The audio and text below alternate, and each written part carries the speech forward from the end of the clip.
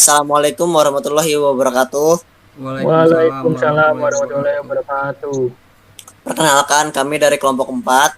Nama saya Muhammad Arfan. Nama saya Indra Pramadya. Nama saya Arif Rahman Hakim. Kami ingin membahas bab 5 tentang persyaratan perangkat lunak, mengenai persyaratan fungsional dan non-fungsional, persyaratan user, persyaratan sistem, dan dokumen persyaratan perangkat lunak. Persyaratan perangkat lunak adalah bidang dalam rekayasa perangkat lunak yang berkaitan dengan penetapan kebutuhan pemangku kepentingan yang harus diselesaikan oleh perangkat lunak.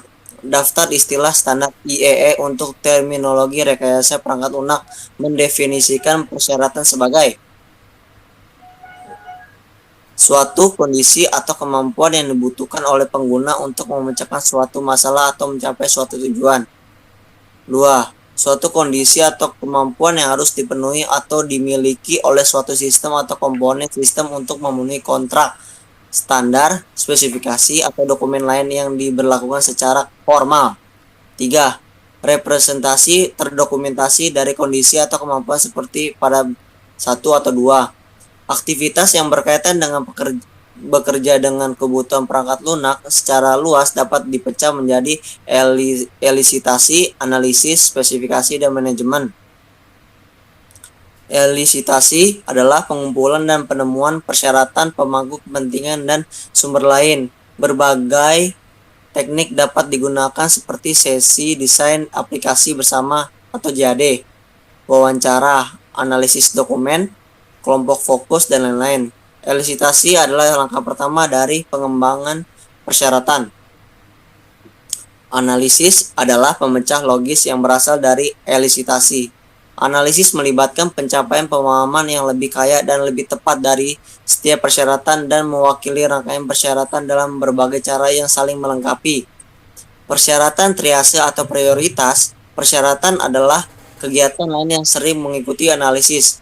Hal ini berkaitan dengan pengembangan perangkat lunak agile dalam fase perencanaan, misalnya dengan pokok perencanaan, namun mungkin tidak sama tergantung pada konteks dan sifat proyek dan persyaratan atau produk atau layanan yang sedang dibangun.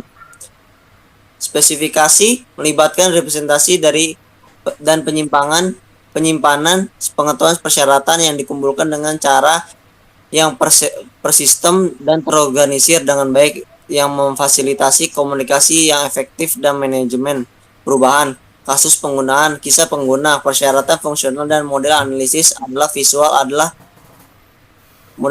visual adalah pilihan populer untuk spesifikasi persyaratan.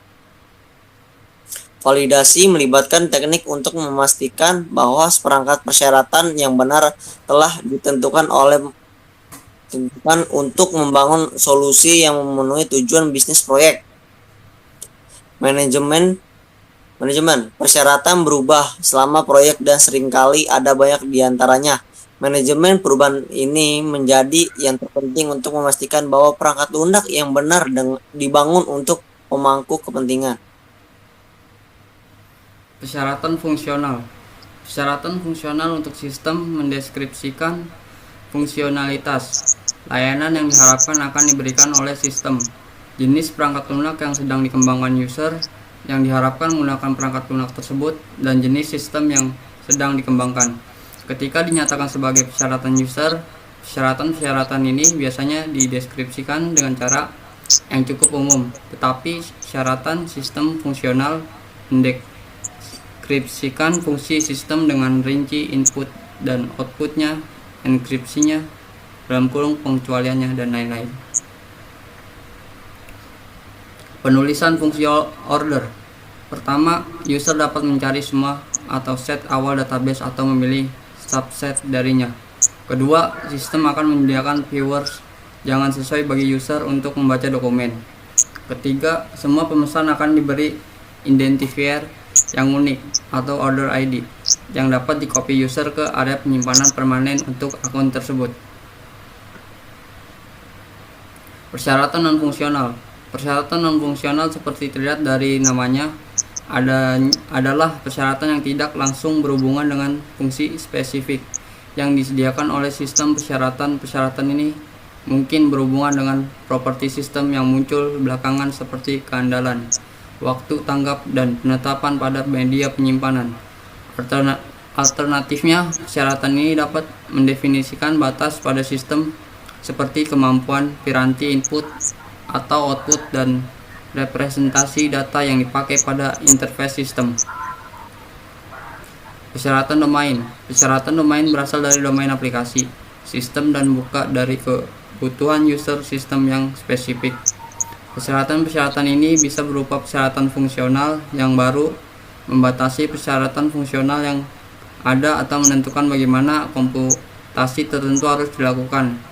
Persyaratan domain penting karena seringkali merefleksikan dasar domain aplikasi. Jika persyaratan ini tidak terpenuhi, tidak menutup kemungkinan membuat sistem bekerja dengan tidak memuaskan. Rekomen metode. Metode adalah bagaimana menjembatani antara user dengan pengembang perangkat lunak atau developer. Tujuan lebih lanjut agar tidak terjadi kesalahan persepsi baik dari sisi user maupun developer. Metode SRS dokumen. SRS, Software Requirement Specification. Tujuannya itu aspek legalitas antara user dengan developer. Kedua, dengan adanya SRS diharapkan kebutuhan user akan dapat terpenuhi dengan baik. Syarat SRS dokumen. Pertama, harus dapat menspesifikasi perilaku eksternal. Kedua, harus dapat menspesifikasi batasan-batasan implementasi. Ketiga, harus mudah diubah. Keempat, sebagai alat bantu referensi untuk maintenance. Kelima, harus ada pemikiran mengenai siklus hidup sistem. Yang terakhir, harus dapat mencirikan tanggapan yang dapat diterima terhadap kejadian yang tidak diinginkan. Ada standar tertentu untuk pembuatan SRS dokumen, yaitu standar IAA. Deskripsi umum. Pertama, perspektif perangkat lunak. Kedua, fungsi perangkat lunak. Ketiga, karakteristik user. Keempat, batasan-batasan umum. Yang terakhir, asumsi. Rekrutmen khusus, yaitu mencakup rekrutmen fungsional dan non-fungsional dan domain. Dua, merupakan bagian paling penting dari SRS dokumen. Dan ketiga, standar penulisan untuk bagian ini sangatlah beragam. Lampiran.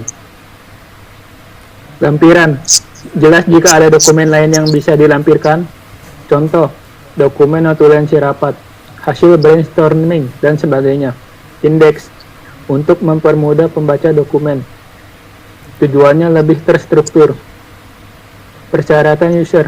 Persyaratan user untuk sistem harus mendeskripsikan persyaratan fungsional dan non-fungsional, sehingga dapat dipahami oleh user sistem yang tidak memiliki pengetahuan teknik yang rinci.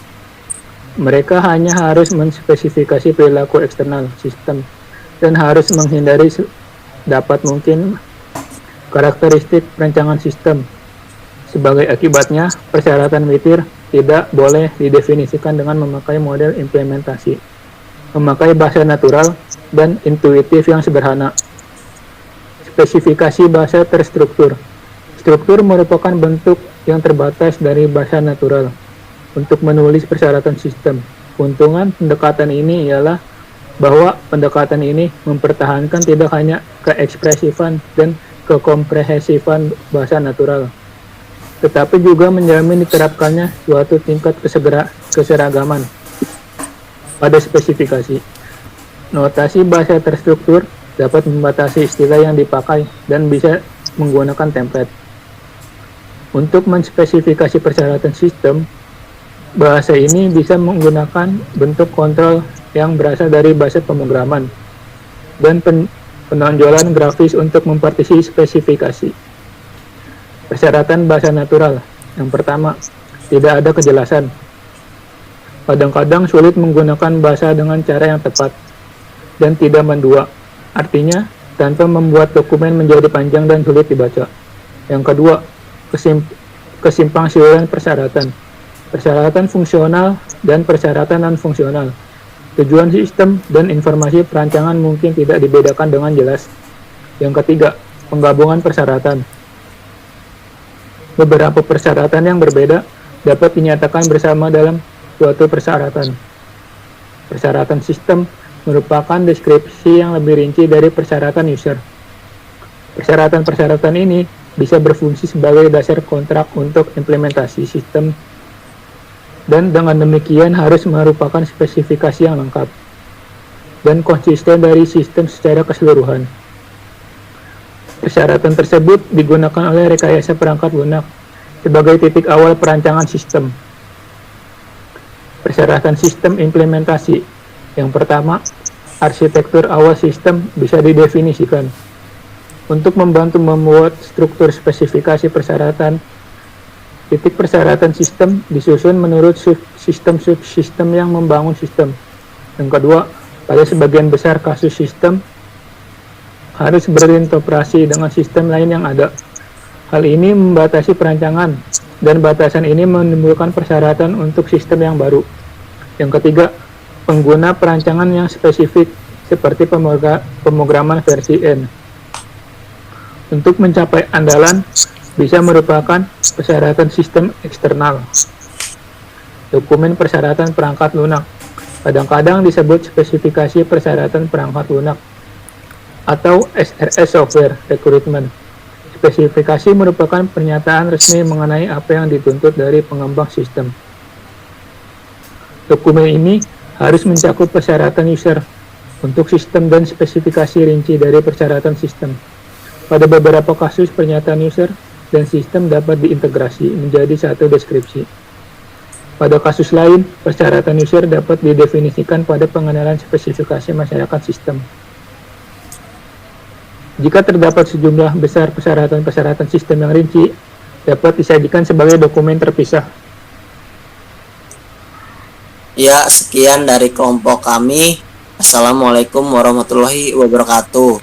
Waalaikumsalam warahmatullahi wabarakatuh.